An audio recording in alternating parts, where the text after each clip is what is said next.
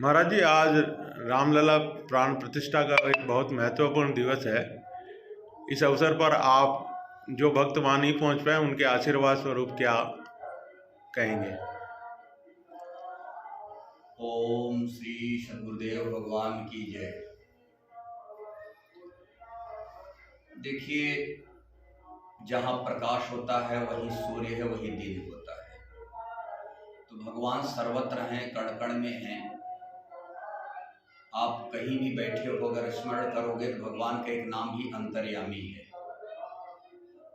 इसलिए आप लोग घर बैठे भी उनकी कृपा अगर आप लोग चाहते हैं, जो वहाँ प्रत्यक्ष रूप से पहुँच चुके हैं, क्योंकि यह एक आज का जो दिन और तारीख है, एक ऐतिहासिक दिन सिद्ध होगा जीवन के लिए, कि जो सैकड़ों साल के पश्चात भगवान राम का पुनर्प्राण प्रतिष्ठा हुआ है, सुव्यवस्थित वैदिक सिद्धांतों से।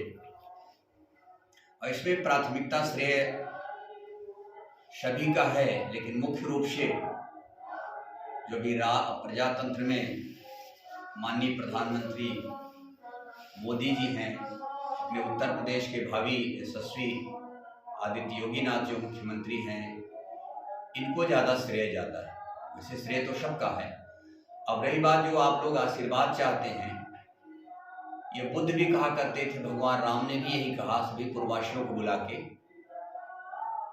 कि जो परलोक यहाँ सुख चहो, सुनिमम वचन हृदय दृढ़ गहो, सुलभ सुखद मार्ग है भाई, भगत मोर पुराण श्रुति गाई। अगर परलोक भी आप चाहते हो, यहाँ भी धन पुत्र परिवार से सुख शांति चाहते हो, तो मेरे वचन को सुनो और दृढ़ता के साथ हृदय धारण करो। वो क्या था? मेरी भक्ति। भक्ति के लिए उन्होंने रास्ता बताया कि सबकर फल हरि भगति सुहाई, सोबिन संतन काहू पाई।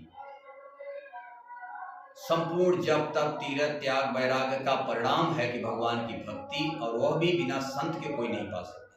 जिसे शिक्षा बिना मास्टर का नहीं कोई विद्यार्थी प्राप्त कर सकता है, वैसे ही संत की शरण सानिध्यता अगर आपको मिल रही है तो आशीर्वाद के कृपा पात्र होंगे, क्योंकि राम अंतर्यामी है, परमात्मा है। उनका आदर्श, उनका सिद्धांत आप रामचरितमानस है, घर घर में है। सब लोग अपने घर में रामचरितमानस का आज से संकल्प लेकर हम पाठ करेंगे और गीता पढ़ेंगे। आधा घंटे, 1 घंटे 24 घंटे में समय निकाल के आधा घंटे सुबह शाम भगवान का स्मरण करोगे तो भगवान अंतर्यामी हैं। आपको स्वप्न में भी बताएंगे, निर्देश भी देंगे, आशीर्वाद भी देंगे, और आपकी संपूर्ण समस्याओं का समाधान भी भगवान करते हैं। अंतर्यामी है। गरुड़ सुमेरु रेण श्रमताही, राम कृपा कर चितवा जाही।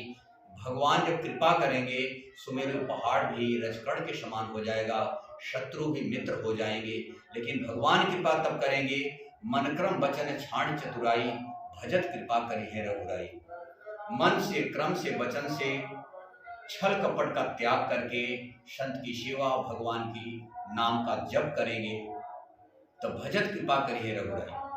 आप नाम जपते रहेंगे श्रद्धा से भगवान का, जैसे भक्ति कालीन राम जपते थे लोग, जैसे भगवान शिव, पार्वती, हनुमान जी, गणेश, ध्रुव, प्रहलाद, मीरा, कबीर, सूर, तुलसी, सब राम जपते थे। भक्ति कालीन महापुरुष हैं। वैदिक कालीन ओम जपते थे। वेद, उपनिषद, ब्रह्म सूत्र, गीता में ओम की चर्चा मिलेगी। यह है नाम भजन का। आधा घंटे शाम सुबह प्रार्थना करो, भजन करो। अगर गुरु मिले हैं तब तो ठीक है, नहीं मिले हैं प्रार्थना करो कैसे सच्चे संत सदगुरु हमको भगवान दर्शन दे, जो स्वयं कल्याण कर चुके हैं। तब यही राम की कृपा, कृष्ण की कृपा, सभी महापुरुषों की कृपा मिलेगी। लेकिन वर्तमान में जो महापुरुष हैं उनकी सेवा ही, उनकी सानिध्यता, टूटी फूटी जो भी सेवा पा लगे, यह कृपा का स्रोत होता है। क्योंकि बिना सदगुरु को हम भगवान को नहीं पहचान सकते। इसलिए कबीर ने कहा, गुरु गोविंद दो खड़े, काके लागो पाए, बलिहारी गुरु आपने जो गोविंद जी लिखा है। भगवान तो पहले भी थे हमारे किस काम, लेकिन जब सदगुरु मिले तब उनको रास्ता मिल गया, तब वो खुशी हुई। माता मीरा ने भी कहा, वस्तु अमोलक दी मेरे सदगुरु, कृपा करी अपनायो, पायो जी मैंने नाम रतन धन पायो। तो भगवान की कृपा के पात्र सभी हैं, सभी श्रद्धालु हैं। भगवान कृष्ण ने यही कहा, जाति 5 कुल धर्म बढ़ाई, धन बल परिजन गुण चतुराई। ये सब राम भगत के बाधक कहे संत सौ पद अवराधक।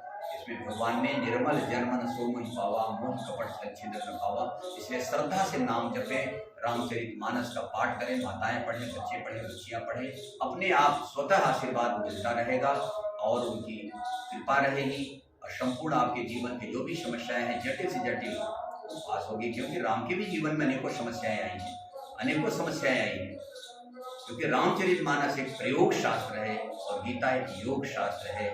गीता हमें मानव में जोड़ना सिखाती है और जो तोड़ता है वो धर्म नहीं हो सकता, जो जोड़ता है वही धर्म शास्त्र, वही योग शास्त्र है। बोलो गुरुदेव भगवान की जय।